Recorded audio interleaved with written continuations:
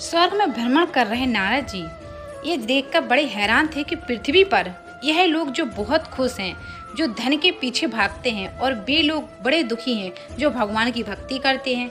इस विचार से ग्रस्त नारद जी काफी परेशान हो गए और जब उनसे रहा नहीं गया तो वह सीधे पहुंचे बैकुंठ धाम। इस प्रश्न का समाधान पाने के लिए भगवान विष्णु के पास नारद जी जैसे ही भगवान विष्णु जी के पास पहुंचे, भगवान विष्णु उनके मन की बात पहले से ही जानते थे।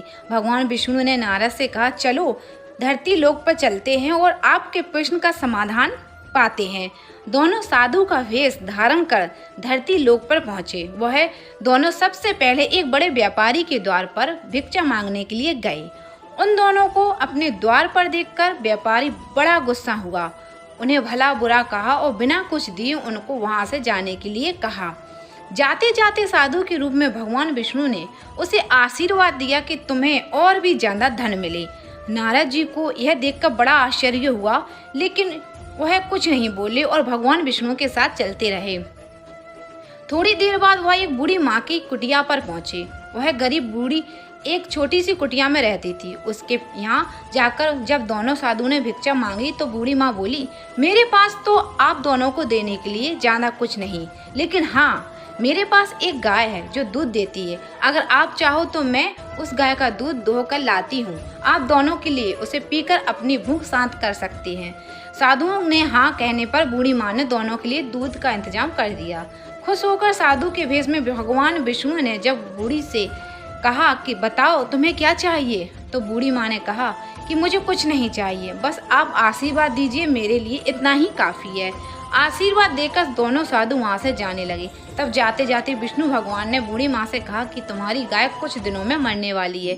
वहाँ से थोड़ा आगे जाने पर नारद जी बड़े परेशान हो गए और भगवान विष्णु से बोले, यह कैसा न्याय है भगवान आपका? जिस व्यापारी ने हमारा इतना अपमान किया, हमें गालियाँ दी, आपने उसे और ज्यादा धन पाने का आशीर्वाद दिया, और इस बूढ़ी माँ को जिसने हमारी इतनी सेवा की, हमारे लिए दूध की व्यवस्था की, उसे आप कहते हैं कि उसकी गाय जो कि उसके जीवन का आखिरी सहारा है, वह भी मर जाएगी।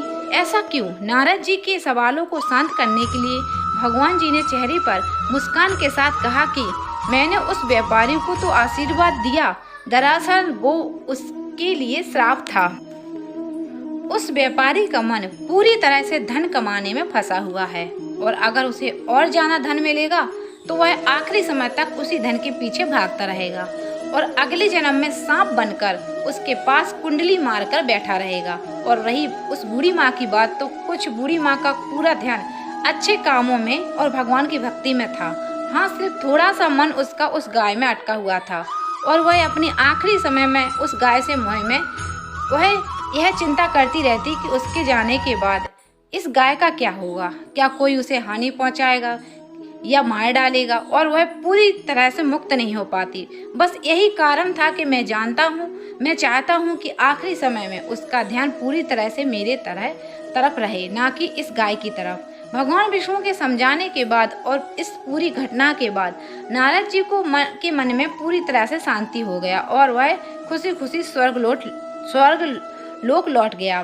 दोस्तों, छोटी सी ये कहानी हमें कहती है कि हमें अपना जीवन अच्छे कामों में समर्पित करना चाहिए ताकि अंत के समय में भी हम अच्छे कामों के बारे में सोचें, भगवान के बारे में सोचें और इस जन्म मरण के